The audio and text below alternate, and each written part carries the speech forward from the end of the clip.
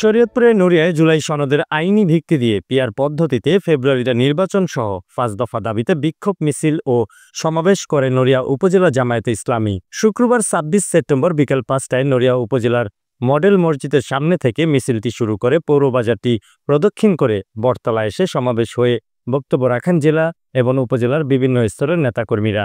এই সময় সমাবেশে প্রধান অতিথি হিসেবে উপস্থিত ছিলেন বাংলাদেশ জামায়াতে ইসলামী শরীয়তপুর জেলা সেক্রেটারি মাওলানা মাসুদুর রহমান ও বিশেষ অতিথি হিসেবে উপস্থিত ছিলেন জেলা কর্ম পরিষদের শুরা সদস্য আমিন মাসুদ। এ সময় আরও উপস্থিত ছিলেন উপজেলা পশ্চিম নায়েবে আমির মোর্শেদ খান, উপজেলা পূর্বে সেক্রেটারি কাউসার হাওলাদার, উপজেলা পশ্চিম সেক্রেটারি হাসান মাহমুদ সহ উপজেলা বিভিন্ন স্থানের নেতাকর্মীরা।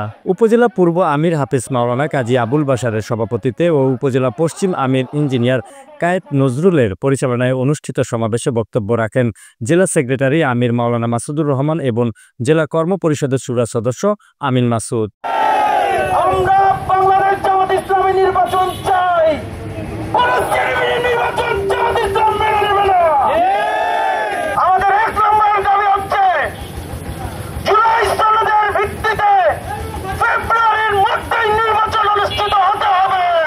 আমরা ন্যায়ের ভিত্তিতে এদেশে একটি ইনসাফ ভিত্তিক রাষ্ট্র চাই। জুলুম এবং স্বৈরাচারের হাত থেকে আমরা এদেশের মানুষকে মুক্ত করে ছাড়ব ইনশাআল্লাহ। প্রধান অতিথির বক্তব্যে মাওলানা মাসুদুর রহমান বলেন, আগামী নির্বাচন অবশ্যই পিআর পদ্ধতিতে হতে হবে।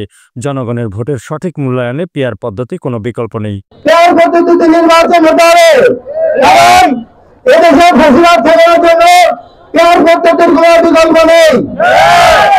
এদেশে যে নির্বাচন পদ্ধতি হয়েছে, এই নির্বাচন পদ্ধতিতে একজন ব্যক্তি দাঁড়িয়ে সে কালো টাকা ব্যবহার করে, সে পেশি শক্তি ব্যবহার করে, যার দ্বারা সুষ্ঠু ইলেকশন হয় না।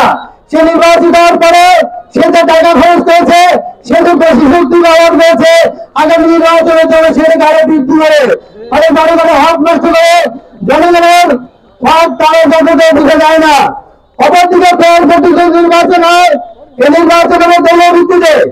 এখানে ব্যক্তির কোনো প্রভাব থাকবে না, ব্যক্তি কোনো কালো টাকা ব্যবহার করবে না, কোনো বেশি শক্তি ব্যবহার করবে না। ইলেকশন হবে সুষ্ঠু, নিরপেক্ষ, জনগণের ভোটের মূল্যায়ন হবে।